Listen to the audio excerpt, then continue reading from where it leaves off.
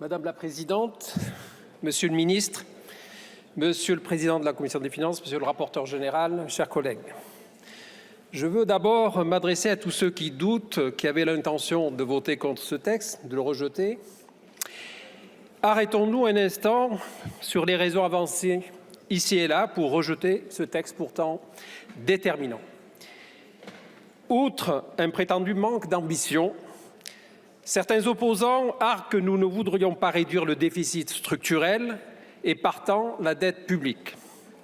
Permettez-moi de vous confondre par des arguments qui, je l'espère, vous feront changer d'avis et voter pour ce texte. Revenons un instant sur la période 2008-2014. En raison de la crise des dettes souveraines, la France avait procédé à un rééquilibrage budgétaire extrêmement important, notamment par de fortes hausses des prélèvements obligatoires pour les entreprises et surtout les ménages, tuant dans l'œuf la timide reprise de l'économie européenne et avec des conséquences désastreuses pour nos finances publiques. Chers collègues, ne reproduisons pas les erreurs du passé. Nous vous proposons une stratégie à long terme. Autre grande leçon tirée de cette période, lors de la précédente crise, la forte hausse des dettes publiques de certains pays de l'Union et l'absence d'un mécanisme budgétaire commun avaient conduit à la crise des dettes souveraines. Pour limiter ce risque, nous avons enfin décidé de nous doter d'une faculté budgétaire commune, le plan de relance européen, financé par un endettement commun. Notez, chers collègues, qu'un rejet de ce texte pourrait conduire à une remise en cause des versements attendus du plan national de relance et de résilience au titre des années 2022-2023.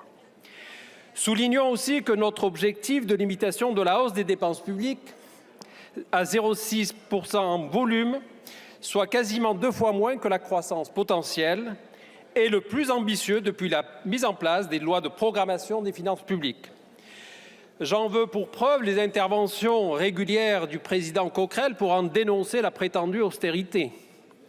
D'autres prises de position encore plus incohérentes, à mon sens, nous expliquent que l'objectif de baisse des dépenses n'est pas suffisant, ce que je peux tout à fait entendre, mais s'insurge en même temps contre la participation des collectivités à l'effort de maîtrise des finances publiques. Vous considérez, chers collègues de droite républicaine, et que c'est à l'État seul de faire ce travail.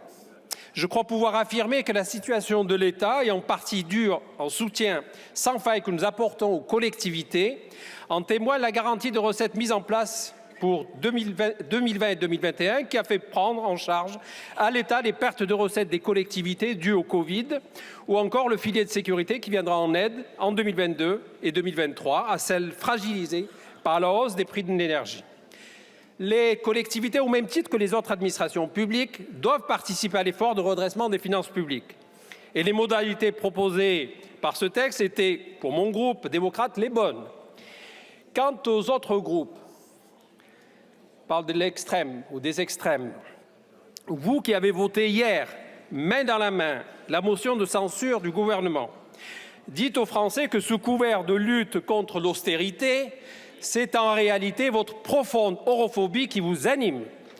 Retenez ce proverbe, chers collègues, c'est quand le ciel est bleu qu'on répare le toit.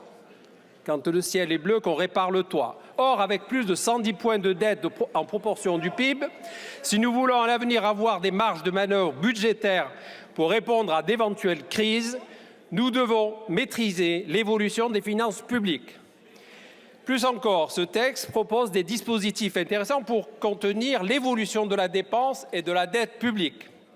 Évaluation plus poussée, dispositifs de limitation dans le temps des dépenses fiscales et des aides aux entreprises, ou encore une trajectoire claire des baisses des dépenses brunes pour mieux faire face à la dette climatique. Pour toutes ces raisons, objectives, responsables et protectrices de l'avenir de nos concitoyens qui militent, et nous militons tous, nous autres démocrates, nous votons pour ce texte. Je vous remercie. Je vous remercie.